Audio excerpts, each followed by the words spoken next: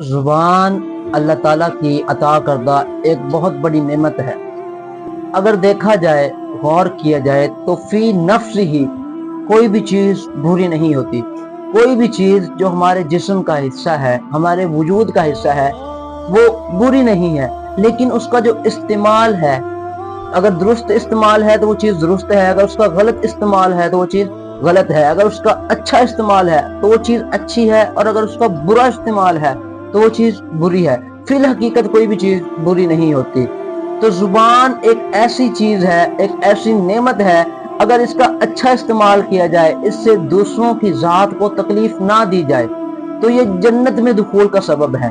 اور یہی زبان اگر اس کا غلط استعمال کیا جائے، اس کا مس یوز کیا جائے، دوسروں کی ذات کو اس کے ذریعے تکلیف دی جائے، تو یہ جہنم میں دخول کا سبب ہے۔ آقا علیہ الصلوۃ والسلام سے لوگوں نے پوچھا کہ یا رسول اللہ صلی اللہ علیہ وسلم، کون سا اسلام افضل ہے؟ تو آقا علیہ الصلوۃ والسلام نے ارشاد فرمایا کہ وہ اسلام افضل ہے جس کے ماننے والوں کی ہاتھ اور زبان سے دوسرے مسلمان حفاظت میں رہیں۔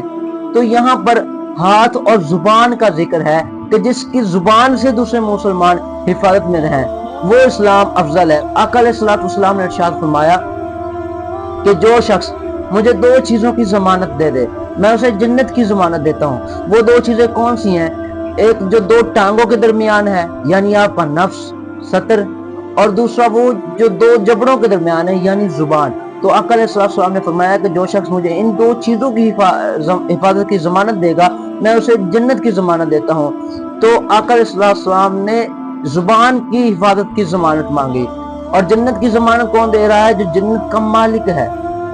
تو جو شخص زبان کی حفاظت کرتا ہے، جو شخص اپنے نفس کی حفاظت کرتا ہے، وہ اسے آقا علیہ السلام کی طرف سے اللہ کی عطا کے ذریعے اسے جنت کی ضمانت ہے، وہ شخص جنت میں داخل ہوگا۔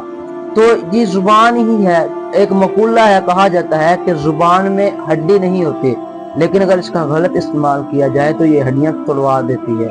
تو ہمیں اس کا اچھا استعمال کرنا چاہیے۔ اس زبان کے ساتھ ہمیں دوسروں کو تکلیف نہیں دینی چاہیے، دوسروں کی ذات کو تکلیف نہیں دینی چاہیے، بلکہ اچھا انسان بھی وہی ہے جس کی زبان سے دوسرے مسلمان حفاظت میں رہتے ہیں، جس کے ہاتھ سے دوسرے مسلمان حفاظت میں رہتے ہیں۔